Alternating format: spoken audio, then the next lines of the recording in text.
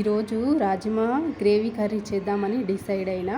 రాజ్మా తీసుకొని మంచిగా 3-4 టైమ్స్ కడుక్కొని వాటర్ వేసుకొని సాల్ట్ వేసి 3 విజిల్స్ వచ్చేదాకా ఉడకపెట్టుకున్నాను. ఫస్ట్ అయితే 3 విజిల్స్ చూద్దాం ఉడుకుతాయో లేదో అని. ఉడికినాయి కాబట్టి పర్వాలేదు. మళ్ళీ కొంచెం సేపు గ్రేవీలో కూడా ఉడుకుతుంది కాబట్టి చూసాను నేను. బాగుంది. రైస్ అయ్యింది.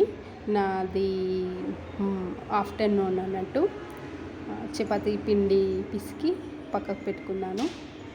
చపాతీ పిండి పిసికి కనీసం ఒక 20 మినిట్స్ అయినా రెస్ట్ ఇస్తామనుకో మనకి ఆ చపాతీలు బాగా వస్తాయి. గ్రేవీలోకి నేను ఒక 4 ఆనియన్స్, ఒక టమాటో ఆయిల్ వేసుకొని కడాయిలో స్లైస్ చేసుకొని మంచిగా అవి మగ్గనిచ్చి తర్వాత వాటితోటి నేను సాల్ట్ వేసుకొని గ్రేవీ చేసుకుందామని ఒక్కటే ఆనియన్ తీసుకున్నాను.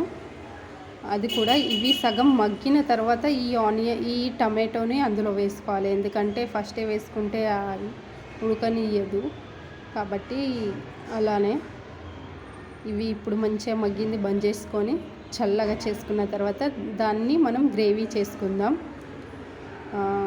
అసలు సింపుల్గా ఉంటుంది, టేస్టీగా ఉంటుంది. గ్రేవీ బాగా ఫైన్గా గ్రేవీ చేసుకోవాలి, కచ్చపచ్చ కాకుండా. ఇప్పుడు కడాయి పెట్టుకొని అందులో ఆయిల్ వేసుకునే కొంచెం నేను ఆయిల్ ఎక్కువనే వేసుకుంటాను. ఎందుకంటే అదే రైస్లోకి కావాలి కాబట్టి. స్టార్ ఫ్లవర్, ఇంకా దాల్చిన చెక్క, మిరియాలు, లవంగాలు అంతే. ఇంకా ఎండుమిర్చి, మసాలా దినుసులు. ఈ గ్రేవీ చేసుకున్నాం కదా, అది అందులో వేసేసుకోవాలి. ఈ గ్రేవీ పచ్చివాసన కొంచెం పొయ్యేదాకా మనం ఆయిల్లో ఫ్రై చేసుకుంటూ మూత పెట్టుకుంటూ ఉండాలి. తర్వాత అల్లం వెల్లుల్లి పేస్టు కొంచెం ఆయిల్ పైకి తేలిన తర్వాత అల్లం వెల్లుల్లి పేస్ట్ వేసుకొని ఆ అల్లం వెల్లుల్లి పేస్ట్ కూడా మనకు ఫ్రై అయిన తర్వాత కారం, ఉప్పు వేసుకోవాలి. తర్వాత ఇది కూడా కొంచెం కారం, ఉప్పు అన్నీ ఇట్లా కారం ఫ్రై అయిన తర్వాత మనం చేసుకున్న రాజ్మా ఉడకపెట్టుకున్నవి కూడా అందులో వేసేసుకోవాలి.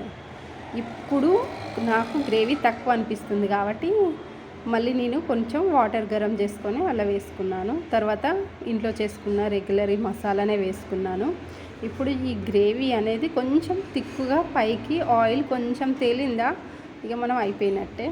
ఇక అందులో కొంచెము నిమ్మకాయ పిండుకొని చపాతీలలో తినాలి కానీ సూపర్ ఉంటుంది. హెల్దీ కూడా. నచ్చితే లైక్ చేయండి. Thank you so much.